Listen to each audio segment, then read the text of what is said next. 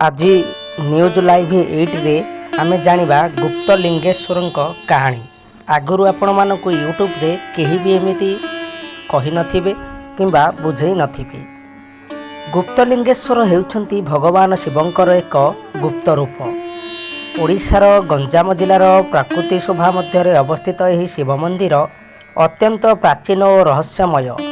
यह अति कम लोकों द्वारा जनाशुना से गुप्तलिंगेश्वर बोली कहुए। प्राचीन काल में यह स्थान एक घन जंगल थिला। गोटे षडनंद ब्राह्मण प्रतिदिन ये ध्यान करुले। से जंगल मध्य एक छोट शिवलिंग देखिले और से पूजा आरंभ कले। यही शिवलिंग प्रकृति साधारण नुहे, यह दिने दिने बड़ होता। ब्राह्मण अद्भुत देखि अन्य लोकों को कहले, किंतु जेतेबेले लोके आसी देखा चेष्टा कले लिंग जमीन मध्य लुचि जाउथिला। एही आश्चर्य पर समस्ते विश्वास कले जे एही गुप्तलिंग सूत्र रे शिव निजे वास करुछंती। एठी पूजा कले अदृश्य शक्ति मिले। एथिरु एहार नाम पड़ीगला गुप्तलिंगेश्वर। एठी शिवरात्रि और श्रावण मासरे भक्त माने भारी संख्यार आसंती।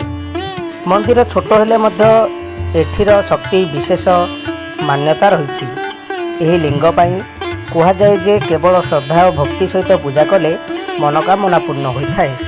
ब्राह्मण षडनंद जेतेबेले प्रतिदिन दूध गंगाजल दे अभिषेक करुथिले, एक राति रे शिव निजे स्वप्न देखिले और कहले, एठी मो गुप्त आवास, मते बाहर आनिबा चेष्टा कर नाही। जी श्रद्धा भाव पूजा करिवो तार मनोकामना पूर्ण हेब। सही ठारो लोक माने एहाको लुचा थिबा शिव शक्ति बोली विश्वास करने को लगिले। कह जाए जेतेबेले केही असुचित भावे प्रवेश करुथिले, से अपरिचित भावे अजणा रोग को अनुभव मध्य करुथिले। एक महिला जोथि चिकित्सा द्वारा संतान पाउनथिले, गुप्तलिंगेश्वर रे दुग्ध अभिषेक करी समस्त श्रावण दिन पूजा कले एवं नवमास पर से संतान लाभ करे।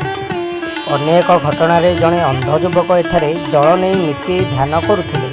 से अंधत्व मुक्ति लाभ करथिले।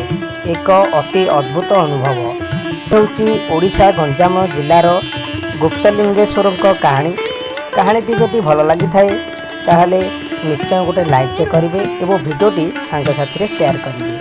से शिव शंभु।